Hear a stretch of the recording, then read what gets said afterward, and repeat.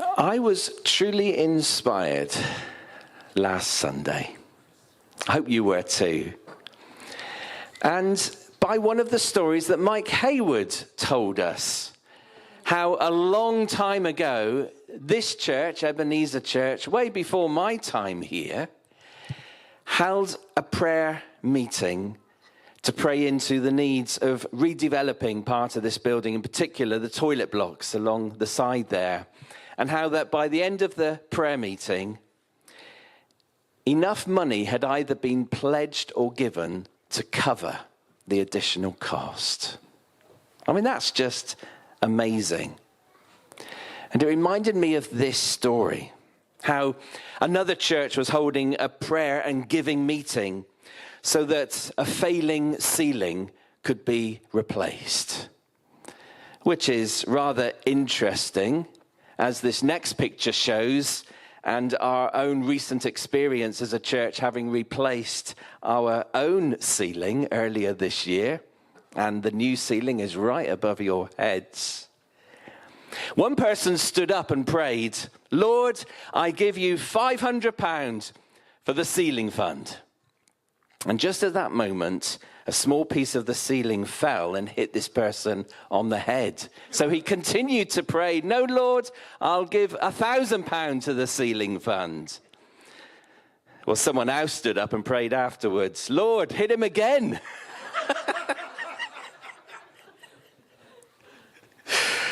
We are continuing our journey on Sunday mornings through what is traditionally known as the Sermon on the Mount, but we've given it a different title. We're calling it the Jesus Way.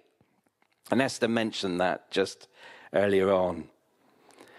At the end of August here, we held a Thanksgiving service for the life of Beryl Frost. She was Anne Doherty's late mother.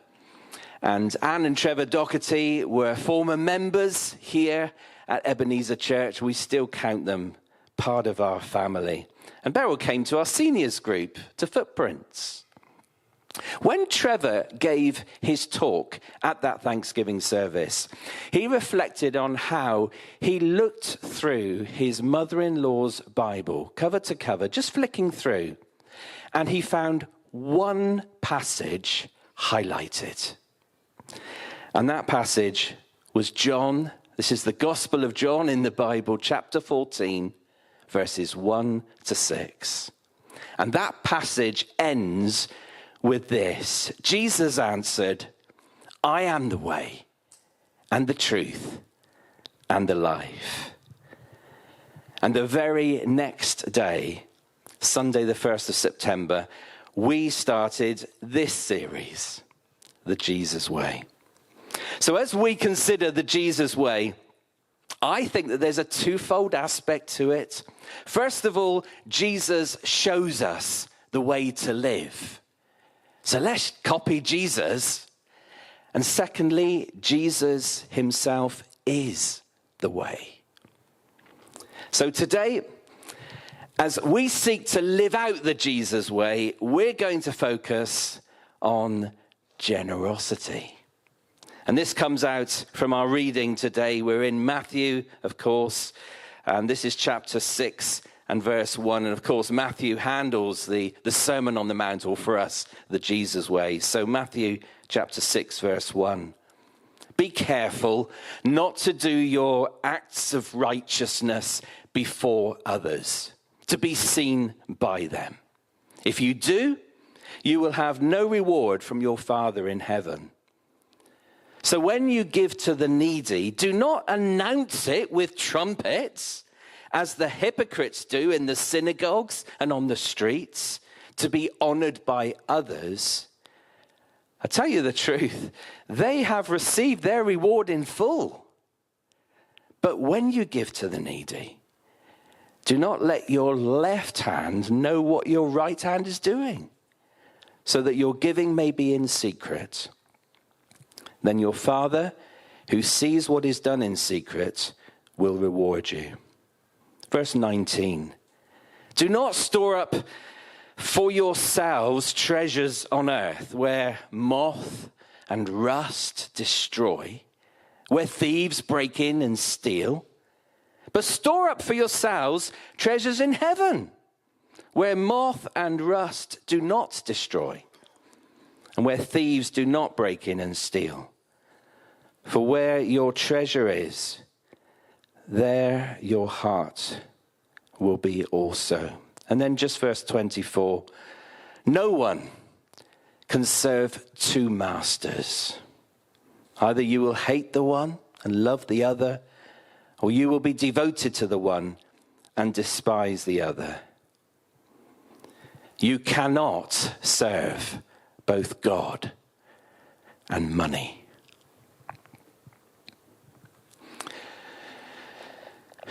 The trouble with a church leader talking on the subject of generosity is that it can look like the church asking its congregation to give more money, please. I mean, how easy to talk about giving more because, let's be honest, prices have increased. You've noticed that doing your shopping, haven't you? How easy to talk about giving tax efficiently so that the government gives a little bit more in terms of tax, and so gift aiding your donations. How easy to talk about, if possible, give by way of direct bank transfer and maybe save the finance team a little bit of workload handling cash and checks. But do you know what? I'm not going to do that. I'm not even going to mention it. In fact, I'm just looking at the people gathered towards the end, the back there on my left, at the risk of giving our treasurer a heart attack. What I want to say is, tell you what, don't give your money to the church. Instead, give it to our vision. Give it to the mission that we undertake, the way we seek to serve. Give it to that. If you're not sure what our vision is, well, there's a few banners around that give you a little clue. Why not listen in on last week's Sunday talk, because that pretty much covers what our vision and our mission is at the moment. So look into that. But today what I want us to think about, and I have to do this because it's the passage we read, is to consider that as we give, let's apply three principles that we find in these verses that I read. And those three principles are responsibility, motivation, and priority. So, did you notice when I was reading how Jesus revealed to his followers, his disciples, and I believe to us today, to be honest, that he expects us to give? There is an expectation on Jesus' part for us to give. And he said, so when you give to the needy, not if you give to the needy, but when you give to the needy, there is an expectation there. And this is straight from the lips of Jesus, that we should give to those who are less fortunate than ourselves. In other words, we, each of us, hold a responsibility to give. We've heard earlier on this morning about people, very vulnerable people in need. And we've been encouraged to give. That was timely.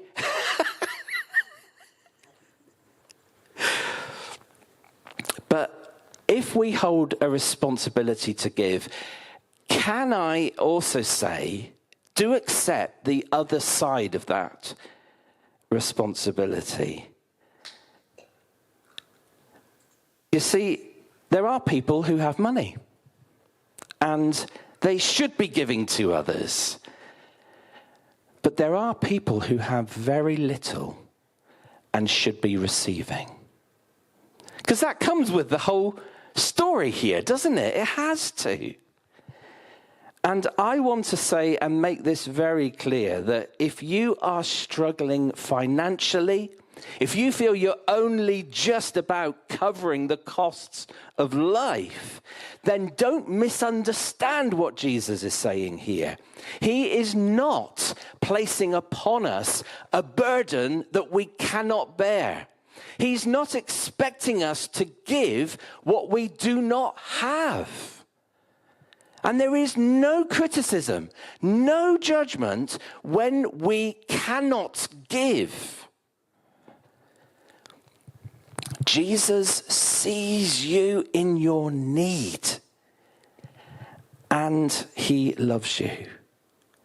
He sees your situation, and he's concerned about you.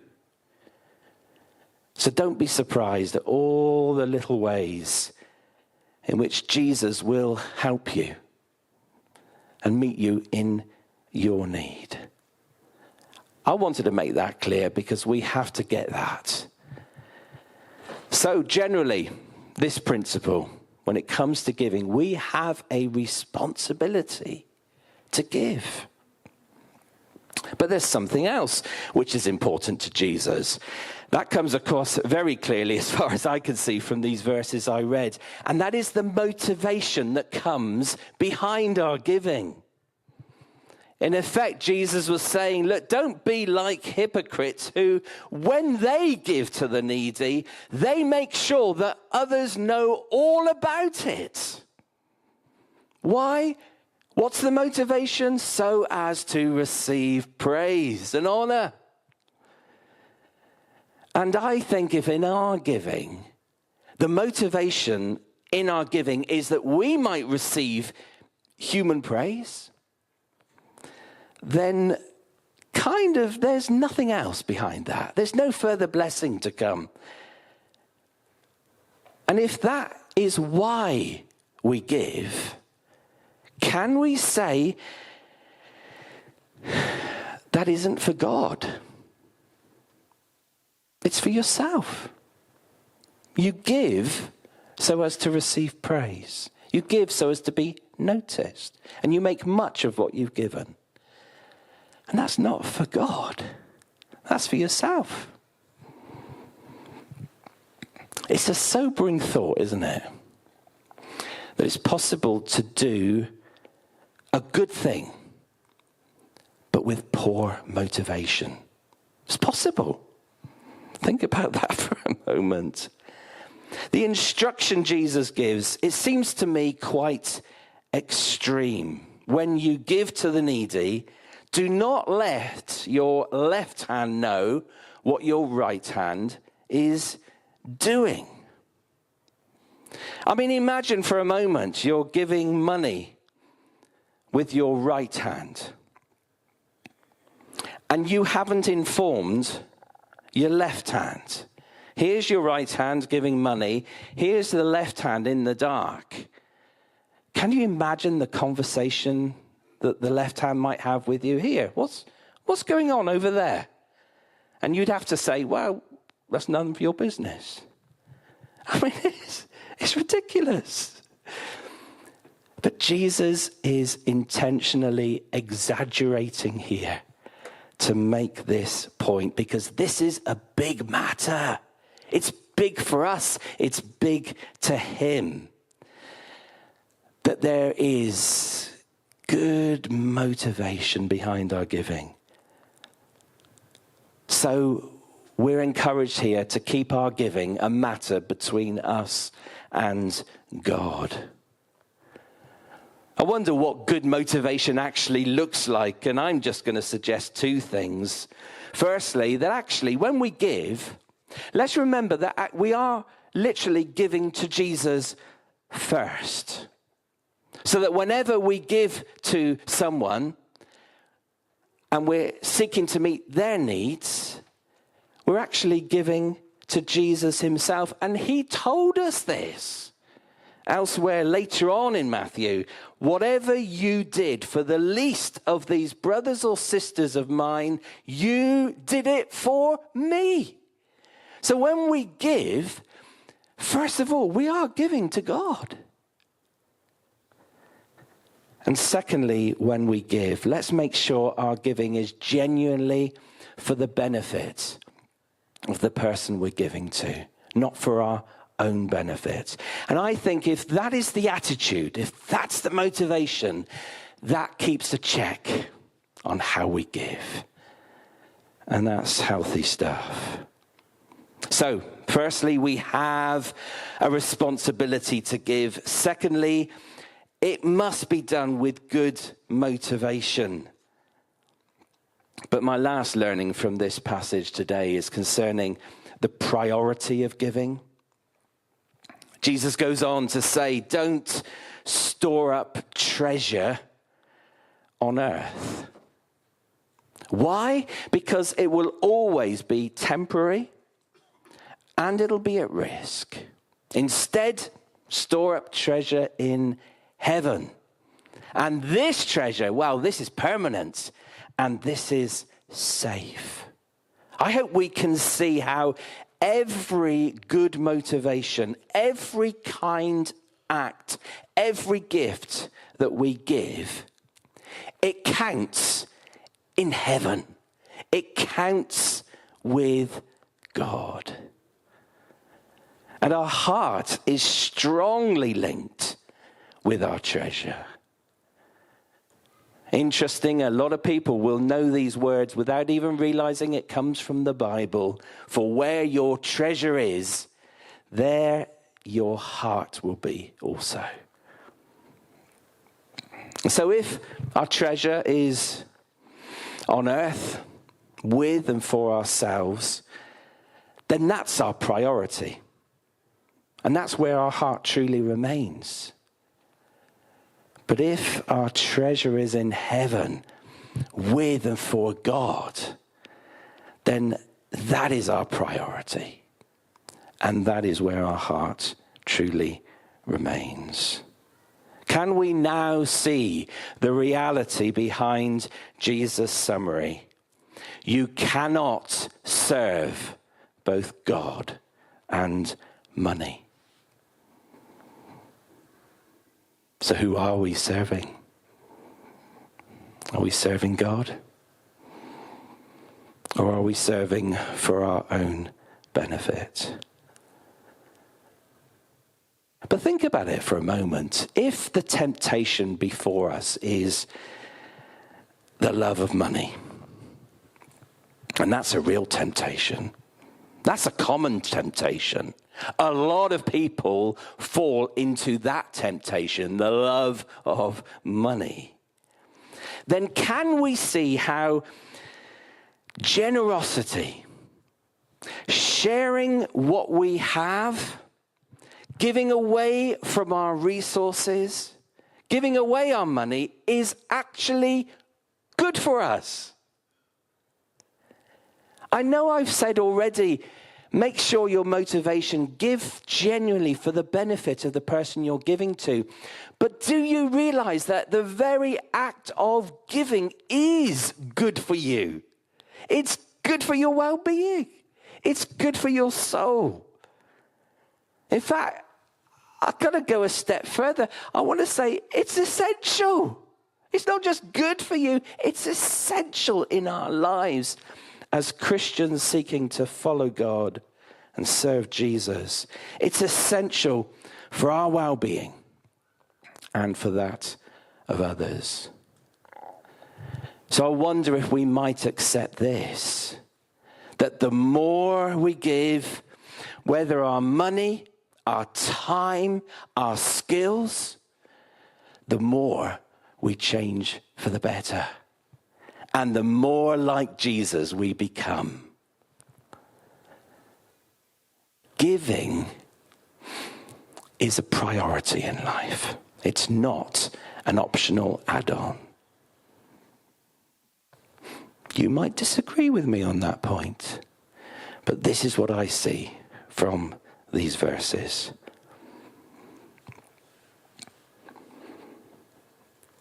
One last brief question. Everything that we have, our money, our possessions, our time, our talents, everything that we have, is it ours to own? Or is it God's for us to steward? That might say something about our heart and our attitude. I mean, if it all belongs to God anyway, then maybe it shouldn't be so hard to give it away. Maybe that's how we should view what we have. It's not mine. It already belongs to God. So why should it be hard to give and to give away? And yet I do acknowledge, and you I'm sure will too, that there can still be a healthy, good, sacrificial element behind our giving as well. That it is one of the sacrifices we make in life. Seems like a contradiction, but it holds together. It really does. I want to end with a story. This is a story about George Muller. Do you know him? I'd be surprised if you do. He died in 1898. He was an amazing Christian man, a man of faith, a man of prayer. He built and ran those orphan homes up at Ashley Down. They stand today as testimony to that. In his lifetime, he looked after 10,000 orphans. And this story comes from the Muller's annual report of 1942. C.H. Spurgeon once came to Bristol.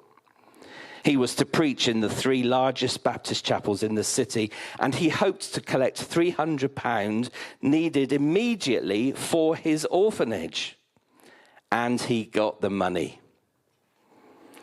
Retired to bed on the last night of his visit, Spurgeon heard a voice, which to him was the voice of the Lord, saying, "Give that £300 to George Muller."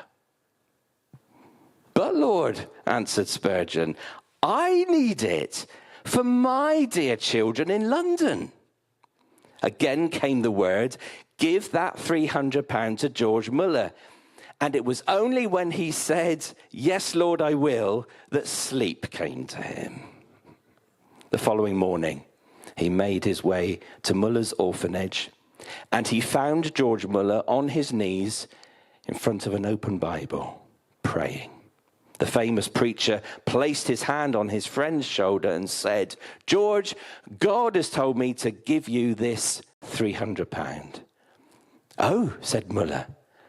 "Dear Spurgeon, I have been praying for that very sum." And those 2 prayerful men rejoiced together. Spurgeon returned to London. On his desk, a letter awaited him, and he opened it. It contained 300 guineas.